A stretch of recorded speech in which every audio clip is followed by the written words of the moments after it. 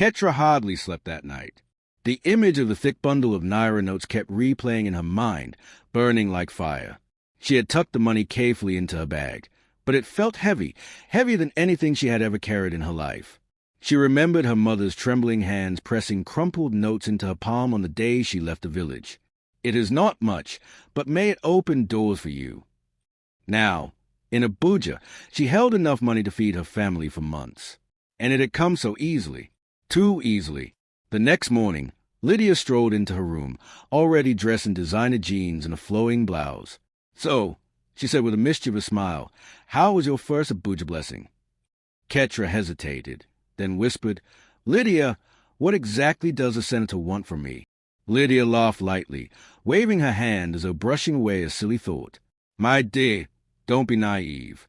Men like Senator Mark don't give without expecting something in return. But don't think of it as a trap. Think of it as an opportunity. He's powerful. He's wealthy. If you play your cards right, you will never lack again." Ketra's chest tightened. She had prayed for opportunities, but was this what she meant when she asked God for a better life? Later that day, Senator Mark called. His deep, calm voice filled her ears through the phone. "Ketra, I hope you are well. I would like to see you again. Let's have lunch. I'll send a car for you." When the SUV pulled up to Lydia's apartment, Ketra's heart was pounding. This time, she was taken to an even more luxurious part of the city, a restaurant on the top floor of a tall building, where the view of Abuja stretched out endlessly below them. The marble floors gleamed, chandeliers glittered above, and waiters moved silently in crisp uniforms. Senator Mark treated her like royalty. He listened as she spoke about her dreams of finding a proper job, nodding thoughtfully. Then he leaned closer and said, "Ketra, you're a beautiful, intelligent woman. Why waste time struggling for a job that pays peanuts? Stay close to me, and I'll make sure your life is transformed. You will have your own apartment, your own car, everything you desire. All I ask is your loyalty." His words rolled over her like waves. Her mind flashed between images of her father's dusty vulcanizing shop, her mother's tired eyes, and the small mud house they lived in. With money, she could lift them out of poverty. She could build them a real home. She could finally give them the life they deserved. But another voice whispered inside her, "At what cost?" When the meal ended, Senator Mark handed her another envelope, thicker than the first. "Take this," he said warmly. "It's only the beginning." Ketra's hands trembled as she accepted it. That night, back in Lydia's apartment, she spread the money on the bed, staring at it in disbelief. This was more than her father would see in a year. She touched the crisp notes, her lips trembling as she whispered, "This could change everything." But deep inside, fear lingered. For the first time since arriving in Abuja, she realized that every dream carried a price. And soon, she would find out exactly how high that price could be. The days that followed felt like a whirlwind for Ketra. Senator Mark kept his word.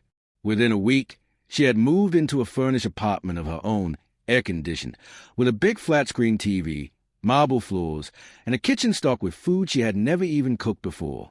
The landlord treated her like royalty when she arrived, and the keys to the apartment jingled in her hand like music. Next came the car, a sleek Toyota Corolla, parked neatly outside her new home.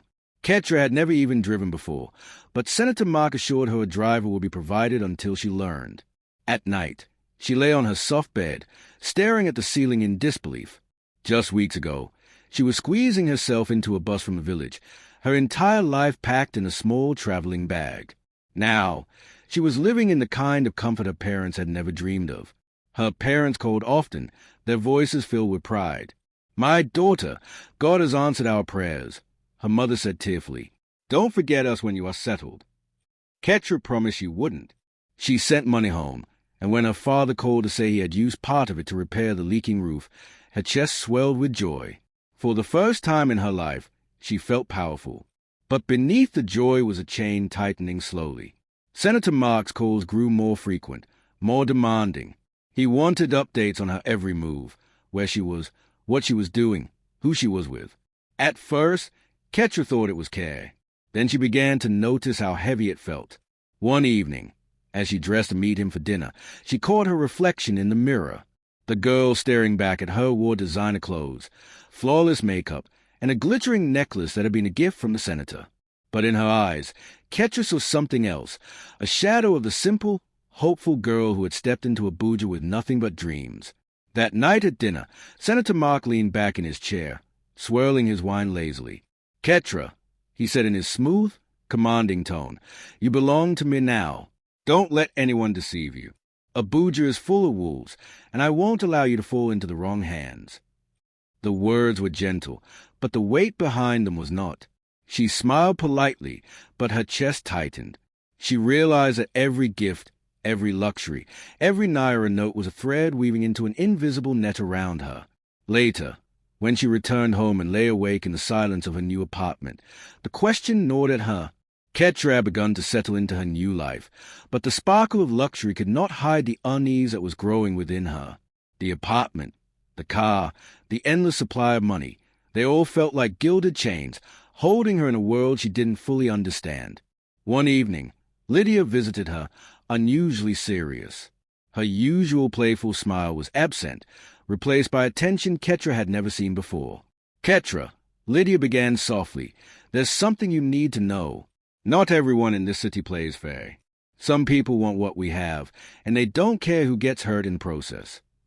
Ketra's stomach tightened. "Who? What do you mean?" Lydia sighed, running her fingers through her perfectly styled hair. "Senator Mark is powerful, yes, but is also dangerous. People pay a price to stay in his circle. I should know. I've been around him for years." Ketra blinked, her mind flashing back to the first lunch with the senator. The warmth in his voice, the way he had promised her a life of ease, it all seemed too good to be true now. Lydia leaned closer, her tone firm. "You need to be careful. Enjoy the life is giving you, yes, but never forget you're not completely free. Every gift, every favor, comes with expectations. Some of them are hard to refuse." Ketra swallowed hard. "Expectations? What do you mean?" Lydia's eyes darkened slightly, and she dropped her voice to a whisper. "Sometimes, being close to a man like him, it's not just about money or comfort. You have to be willing to play a part. And if you refuse, the consequences can be painful." A shiver ran down Ketra's spine. She had never imagined that the life of glamour she craved could come with shadows so dark. Later that night, she sat by the window of her apartment, looking out at Abuja's glittering skyline. The city lights twinkled like stars, but beneath them lay streets of danger, deceit, and temptation.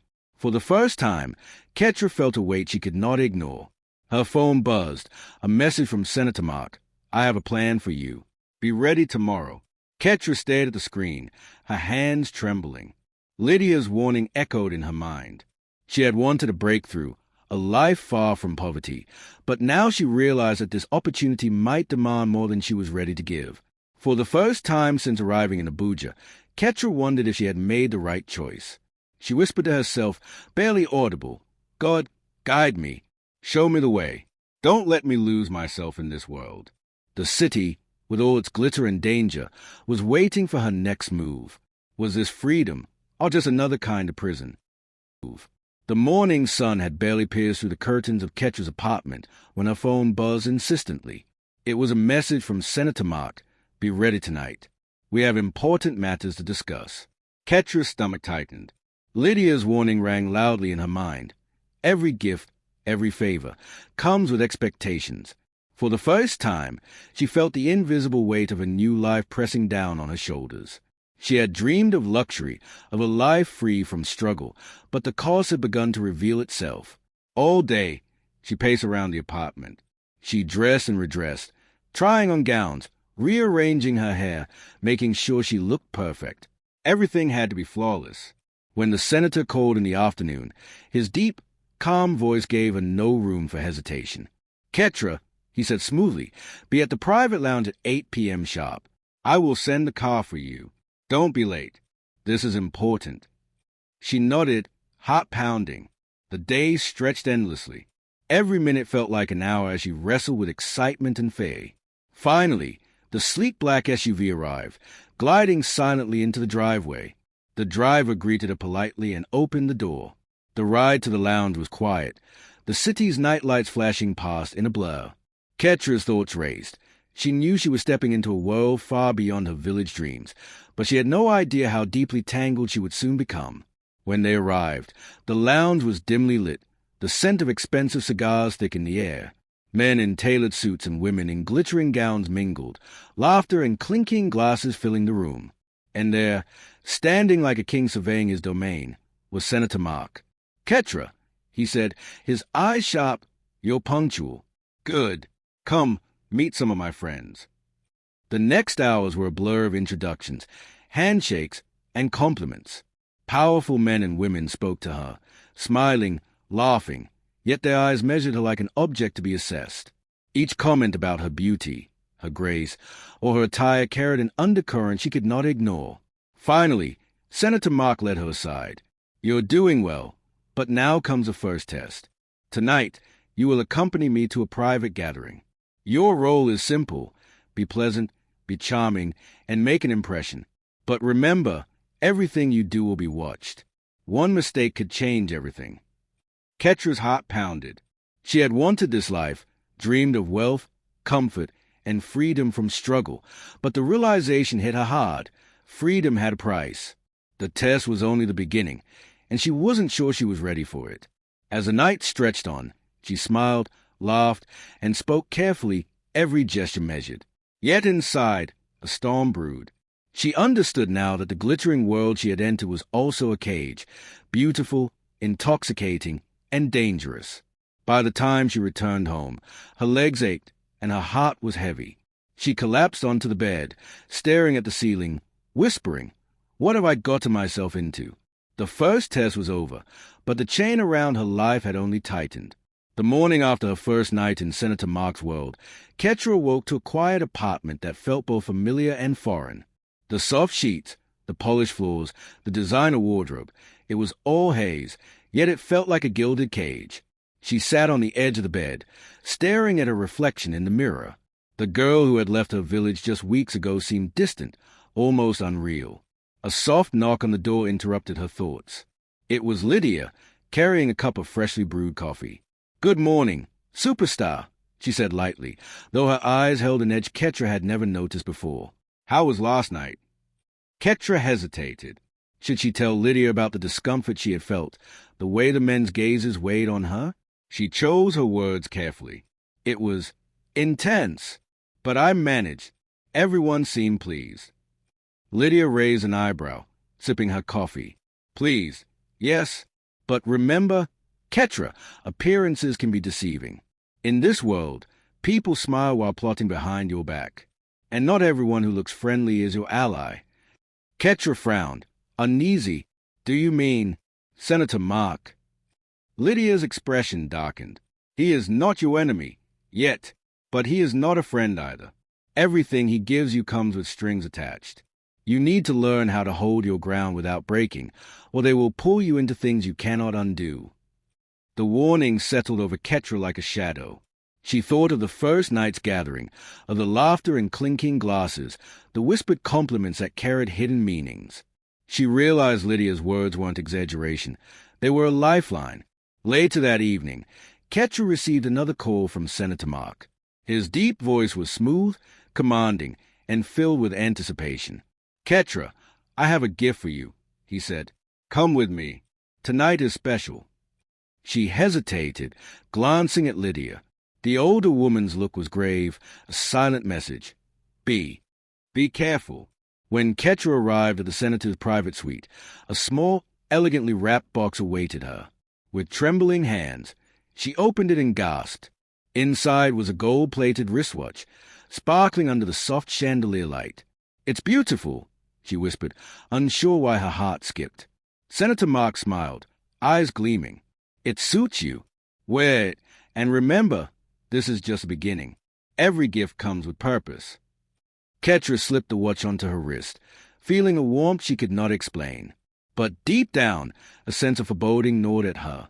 The luxury, the attention, the wealth, it all felt too perfect, like a trap slowly closing around her. Back at her apartment, Ketra sat in silence, tracing the cold metal of the watch.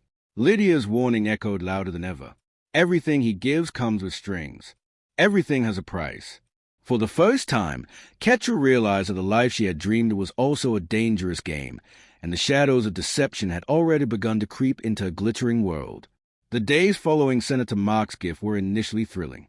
Ketra wore the golden wristwatch everywhere, admiring its sparkle under the city lights and the way it completed her elegant outfits. Every glance in the mirror reminded her of how far she had come, from the dusty roads of her village to the glittering heights of Abuja's elite. But soon, the excitement turned into unease. It started with a subtle burning sensation on her wrist, a tiny itch that she dismissed as a reaction to metal. By the third day, the skin around the watch had begun to redden, a swelling creeping along her hand. The golden gleam that had once made her heart race now seemed ominous. Ketra tried to ignore it, telling herself it was stress or an allergic reaction. She visited doctors, explained her symptoms, and followed every prescription, but nothing worked. Each night, she peeled off the watch, hoping relief would come, only to wake the next day with her hand more swollen and painful than before. The luxurious apartment suddenly felt suffocating. No amount of designer dresses or gourmet meals could mask the growing fear inside her. She realized she had been blind to Lydia's warning. Everything Senator Mark gave her had strings, and now those strings had tightened around her very body. One evening, as she sat in the dim glow of her living room, she recalled the old prophetess Lydia had once whispered about in tales of curses, how greed and shortcuts could attract dangers unseen. She shivered, the realization sinking in. This wasn't a normal illness. Something unnatural had entered her life through the very gift that had made her dreams come true. In desperation, she called Lydia. When her friend arrived, her expression darkened at the sight of Ketra's swollen, foul-smelling hand. "Ketra, this is serious," Lydia said, her voice trembling slightly. "You've been given a cursed item. Senator Mark is not just a man of wealth. He deals in things far more dangerous than money. That watch, it's the source. It's been used to control, to bind, to punish. You must get rid of it." Ketra stared at the golden watch on her wrist, feeling a chill run through her body. "But how? I can't just throw it away, can I?" "Yes," Lydia said firmly. "You must. Destroy it. Don't look back. It's the only way to free yourself from him and the curse he has placed on you." Tears welled in Ketra's eyes. All the wealth, all the luxury, had come at a cost she had never imagined. She thought of her parents, the sacrifices they had made, and a fire ignited inside her, a determination to survive and reclaim her life, free from fear, deceit, and manipulation. That night, trembling but resolute, Ketra walked to the edge of a flowing river. She held the golden wristwatch high, her heart pounding with a mix of fear and defiance. With a final cry, she flung it into the rushing water. As the watch sank, a strange weight lifted from her wrist, her swelling began to ease, and the foul stench faded. Relief washed over her, mingled with the sobs of gratitude and a newfound clarity. For the first time in weeks, Ketra felt free. After the cursed watch was gone, Ketra felt a strange, profound emptiness. The luxury, the gifts, and even the promises of Senator Mark were gone, but so were the fear, the pain, and the invisible chains that had bound her. For the first time in weeks, she could breathe freely, yet the question lingered. What now? Ketra turned to Lydia for guidance. Though their friendship had been tested, Lydia now spoke with an honesty Ketra had not expected. "Ketra," she said gently, "you've been given a second chance.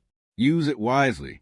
Abuja is a city of dreams, yes, but it can also break you if you forget who you are." Ketra nodded, tears blurring her vision. For so long, she had chased wealth and status, believing they would heal her life and elevate her family. But now she realized that true strength came not from money or glamour, but from faith, perseverance, and integrity. She began visiting a small church in the heart of the city, where a prophetess welcomed her warmly. The first Sunday, she sat quietly in the back, listening to hymns and prayers she had only heard in passing while growing up in her village. Slowly, the weight on her heart began to lift. The prophetess took a special interest in Ketra, guiding her through daily prayers and lessons in spiritual resilience. Each day, Ketra grew stronger, physically, emotionally, and spiritually. Her once swollen hand returned to normal, and the foul stench vanished completely. But more importantly, a sense of peace replaced the anxiety that had plagued her for months. Ketra began helping others in the church community, cooking for the elderly, tutoring children, and even sharing her story with women who had been misled by the false allure of wealth. She realized that her experiences, though painful, had given her a voice and a purpose beyond material success. At home, she sent money to her parents, but this time it was modest and earned through honest work. She rented a small room in the mission quarters and decorated it simply, finding comfort in simplicity rather than extravagance. One evening, as she knelt in prayer, Ketra whispered, "Lord, thank you for saving me. Thank you for showing me that true life isn't about wealth or luxury, but about faith, courage, and love. Help me live for you and help others along the way." For the first time in a long while, Ketra slept peacefully, unburdened by fear, envy, or manipulation. She had been broken, deceived, and tested, but she had emerged stronger, wiser, and more determined to live a life of integrity. Though the glittering world of Abuja's elite still called to her from the shadows, she now knew she could walk her own path, guided by faith and the lessons of her past. Months had passed since Ketra had thrown the cursed watch into the river. Each day brought new challenges, but unlike before, she faced them with faith, patience, and clarity. The life she once chased in glittering luxury had faded into a distant memory, replaced by a simpler, more meaningful existence. Her mornings now began with prayer, meditation, and reflection. She visited the church daily, assisting the prophetess and volunteering wherever she could. Children gathered around her as she taught them to read, while elderly members of the congregation welcomed her laughter and company. Each act of service brought a quiet joy she had never experienced in her days of wealth and opulence. Her parents, who had anxiously awaited her return to herself, were finally at peace. When she called them, their voices brimmed with gratitude and relief. Her father no longer asked for money. Instead, he spoke of pride in the woman she had become. Her mother's soft prayers now included thanks for her daughter's resilience and wisdom. Ketra had also learned to forgive. She did not harbor bitterness toward Lydia, despite the jealousy and betrayal that had once tested their friendship. Instead, she prayed for her, hoping that Lydia too would find clarity and redemption. And as for Senator Mark, his presence in her life became nothing more than a shadow, an important lesson in temptation, greed, and the price of shortcuts. The small apartment she now called home reflected her renewed spirit. It was simple, yet comfortable, filled with light and laughter. Her days were rich with meaning rather than material possessions. She found beauty in the ordinary, the warm morning sun spilling through the window, the sound of children's laughter, the smell of fresh bread from the corner bakery. One evening, as Ketra knelt in quiet prayer, she whispered a promise to herself and to God. "I will live for truth. I will live for love. I will live with integrity. I will never trade my soul for wealth or status again." She smiled, feeling a weight lift from her shoulders. The temptations of the past no longer held power over her. The city that had once seemed like a golden cage now appeared as a place of opportunities. Opportunities she would pursue honestly, guided by wisdom, faith, and courage. Ketra had been tested, deceived, and broken, but she had survived. She had chosen life, integrity, and faith over shortcuts and illusion. And in that choice, she had found freedom, peace, and a life renewed. From the dusty roads of a village to the glittering streets of Abuja, Ketra's journey had been long and painful, but it had led her to the most valuable treasure of all, herself.